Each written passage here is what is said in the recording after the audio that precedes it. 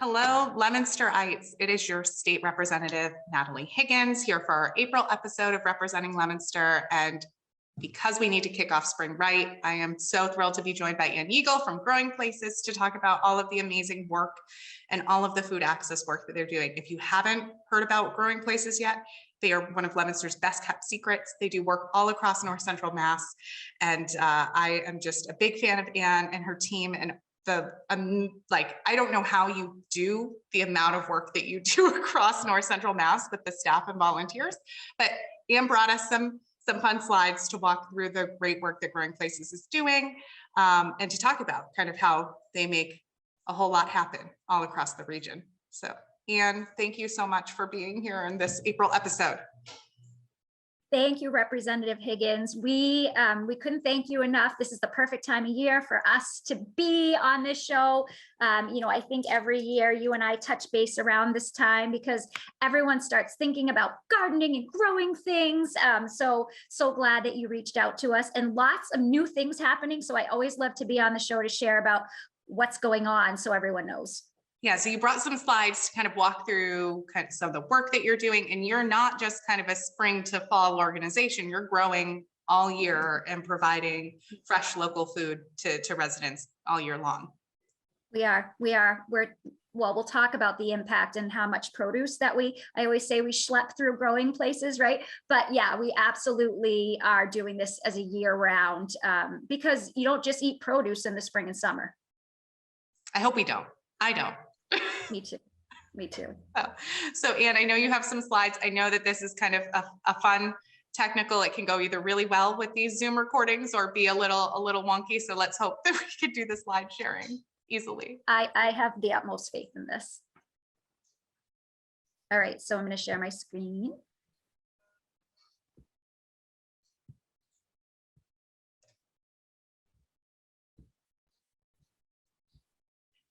All right.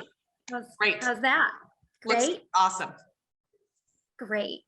So I'm going to talk a little bit about, first of all, our region. So this is a map from Harvard Public Law. There is actually a state food is medicine report, and it's another best kept secret, I feel like, because nutrition is directly linked to our overall health. And I think a lot of times, people walk into the hospital and they think, well, this is where I get my health care, but actually your health care, 80% of it is in your community, really. That's what shapes your health.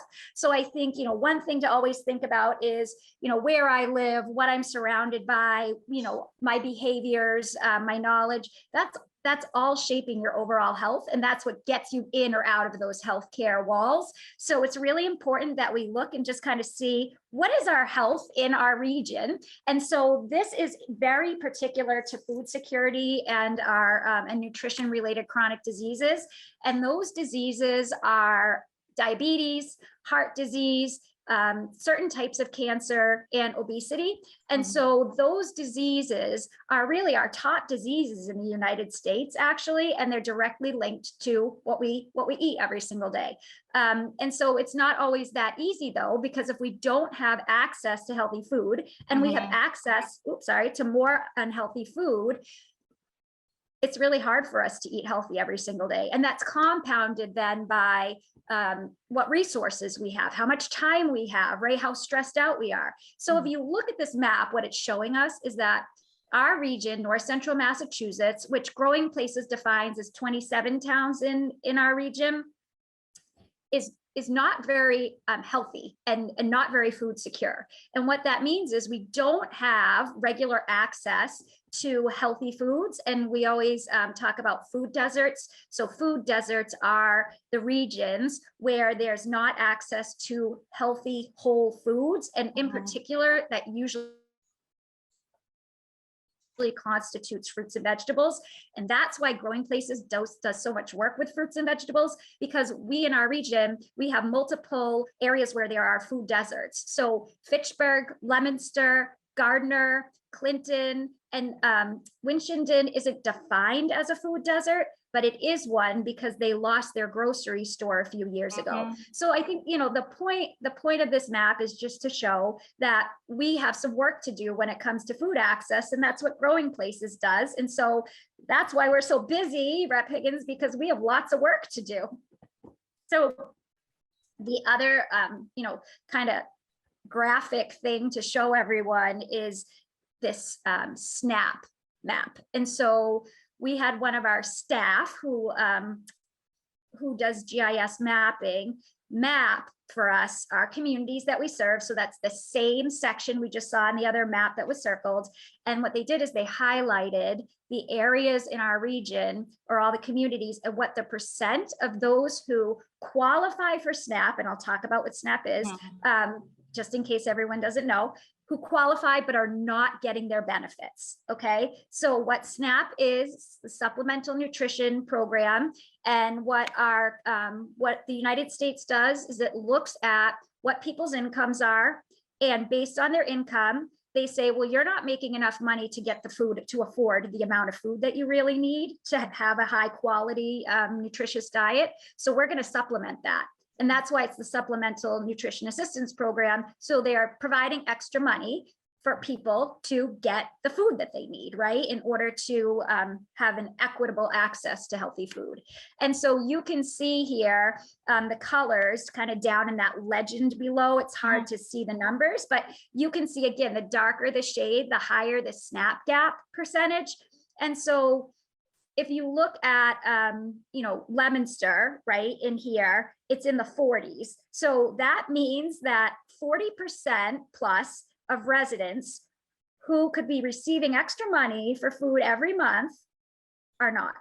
And so the other thing I want to show is that the population and the percent is different, right? Because Fitchburg and Leominster and Gardner are our cities in North Central Mass. So their percentage might be lower based on the population because more people don't qualify or not, but the numbers of people are higher because there's more people living in those communities. So don't judge a book by its cover always. So just because that percentage is really high, especially like in a small community like Princeton or Groton, it doesn't mean though that there may only be 500 people who need to be reached, which is still significant.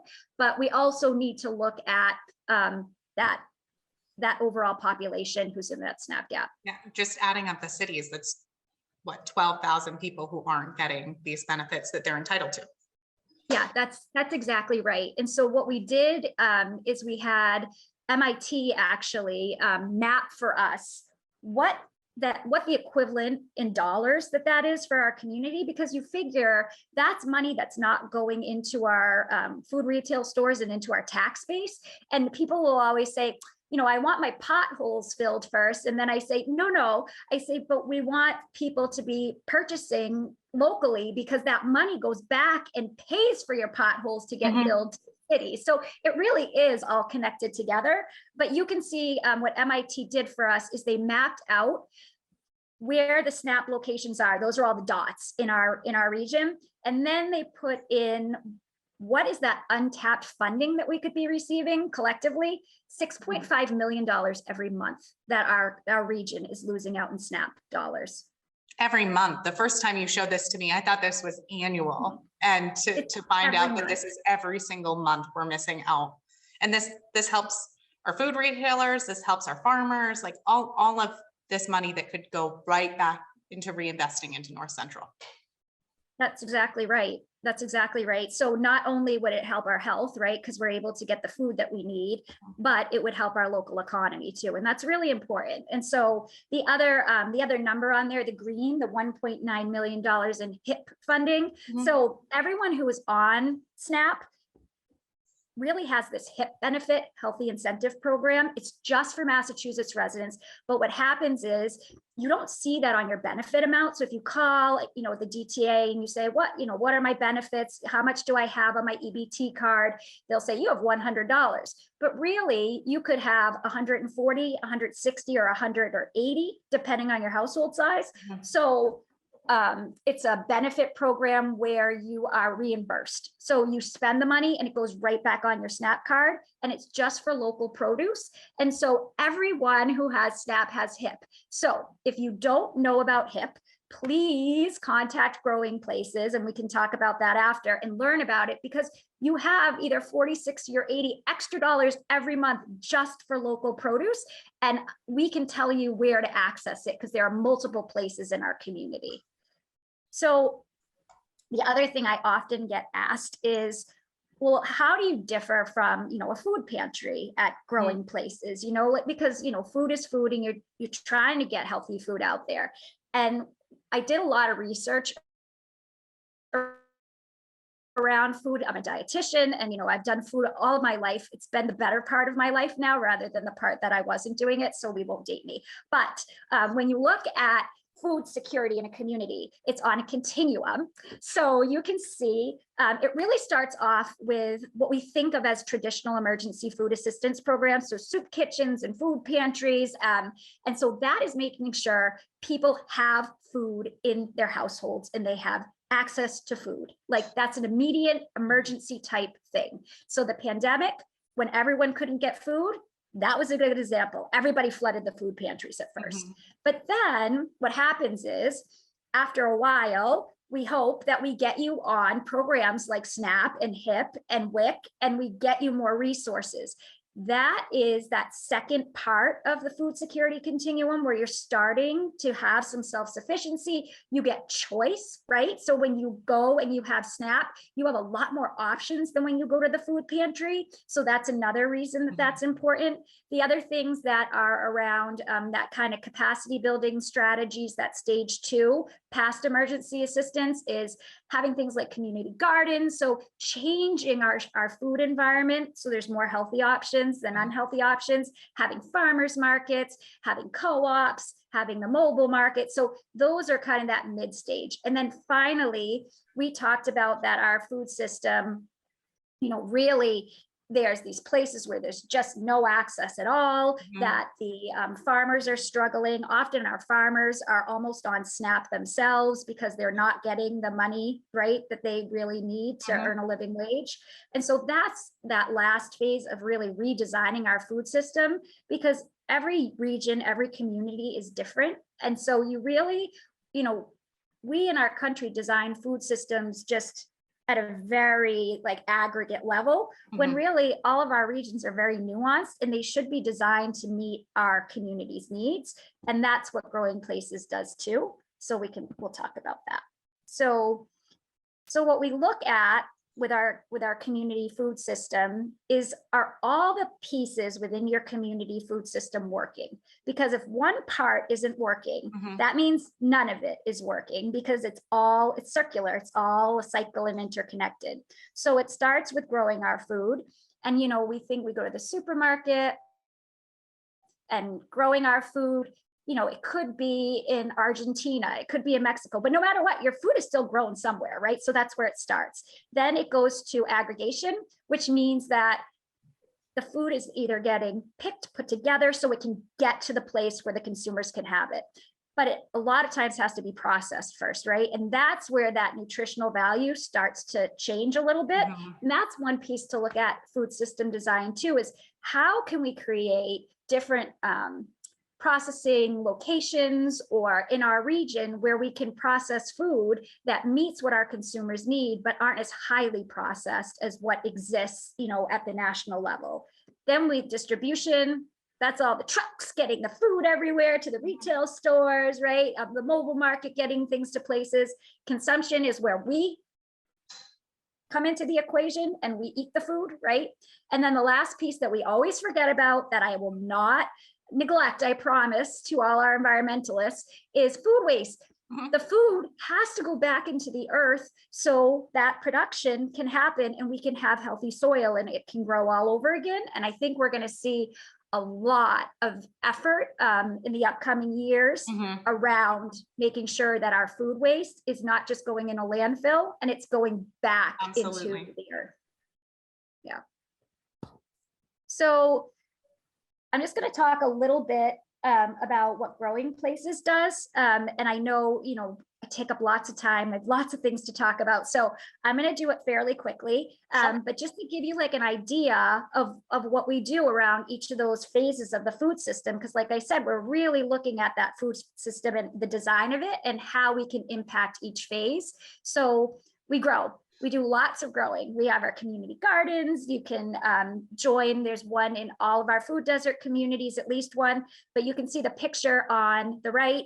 That's our indoor aeroponic tower farm. And so we have 20 tower gardens and we grow year round when you were talking about year round growing, and we have volunteers who help us grow. You can see there, we're growing cucumbers. And you can see the little flowers at the top.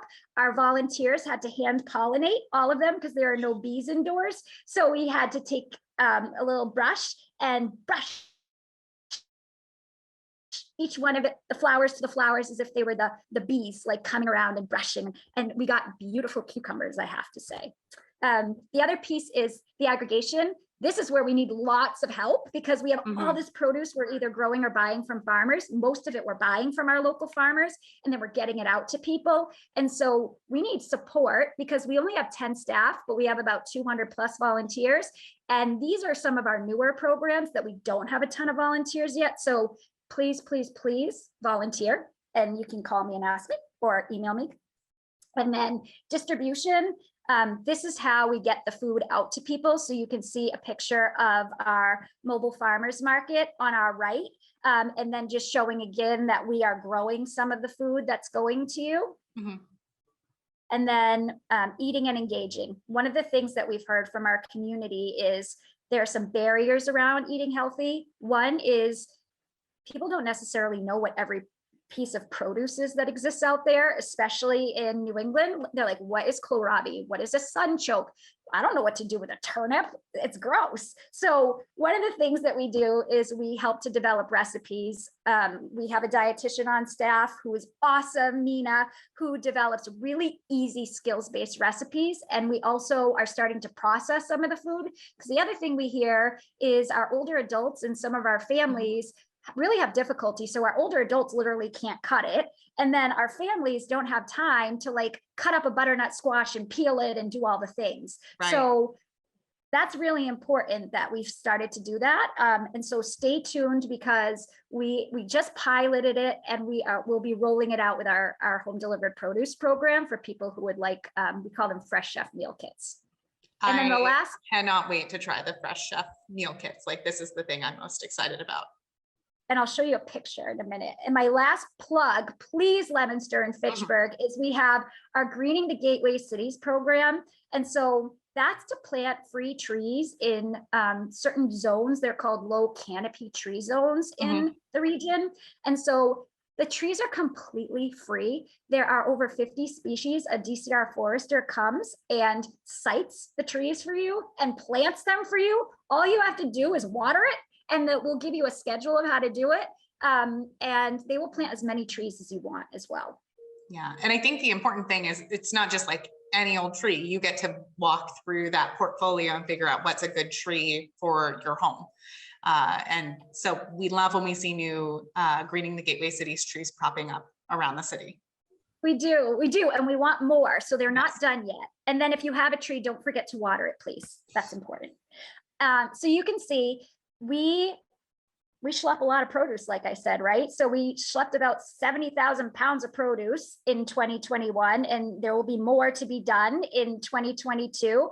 And the reason we do this is because we want to support our local farmers, our local economies, and we want people in our region to be healthy. We want that map to start to change. And so you can see, we really do put a lot or most of our effort in our communities who, where there are food deserts, right? Like we talked about, but we're also serving those pockets where there's SNAP gap and other food access issues. So you can see we serve 20 communities right now. And so the last piece I want to show you is these Fresh Chef meal kits. So Representative Higgins was talking about the meal kits. So they're partially prepped food items with shelf-stable items. And so you can see the easy to prepare directions. And what we do is we give you the chopped or cut up produce with it. It's all labeled allergen and food safety information and when you should use the ingredients by.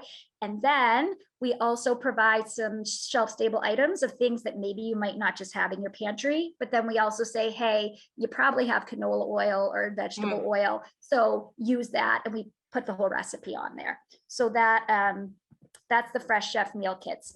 And then the last kind of piece, that I want to make sure that we bring in is please get involved in the work that we do.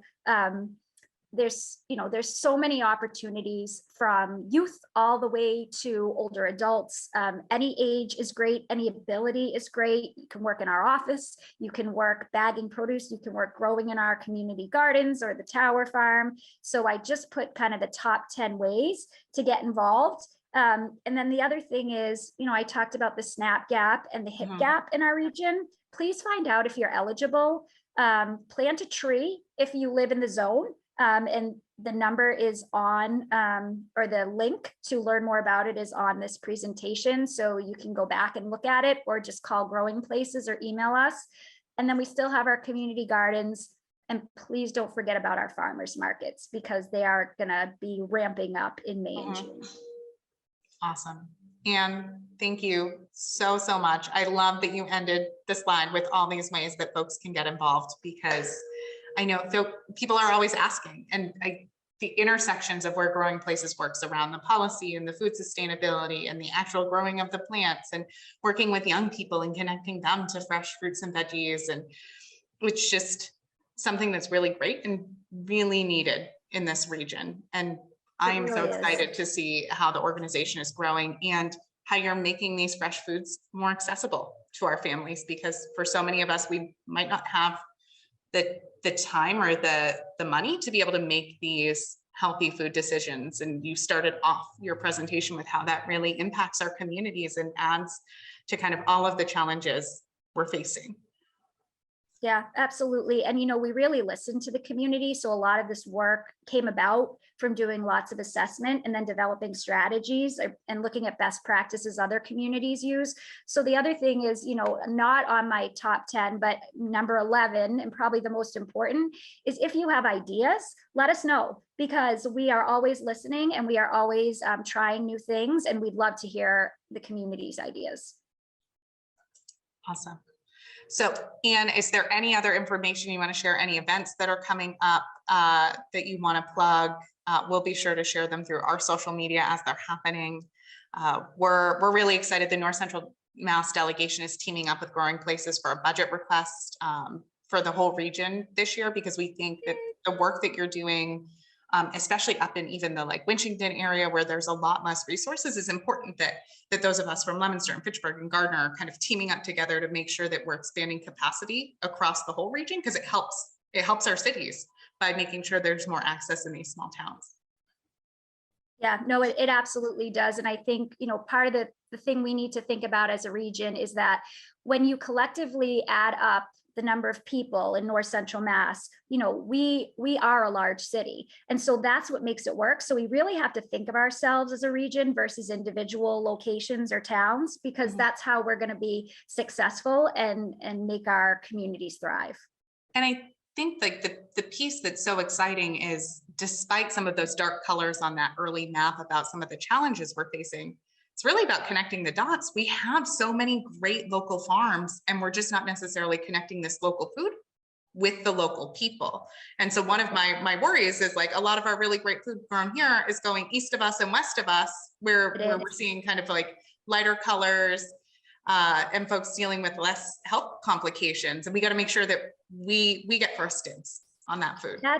That's so true, Rep. Higgins. So if you look, we have 189 farms in North Central Mass. I skipped over that slide because I wanted to make sure that we were on time, but we do. We are the ones, in this region who have, and everyone thinks, of Western Mass as having all these farms, but we have them right here in our backyards, and they're our neighbors, and we really need to support our local farmers.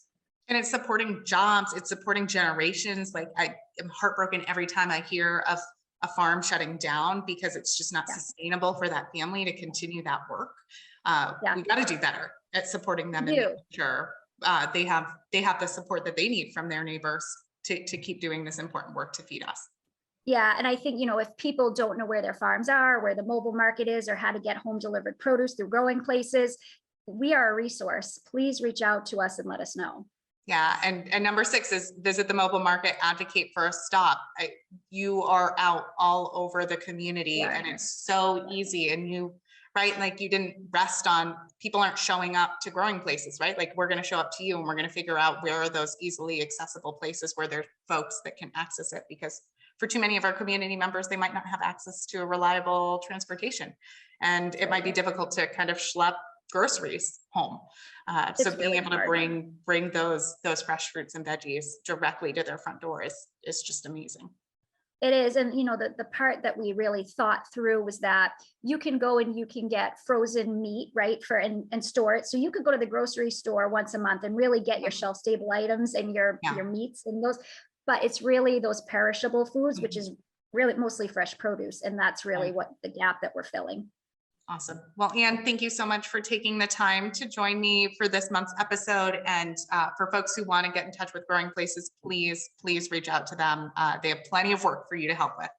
So until next month, thank you for tuning in, and we'll see you in May.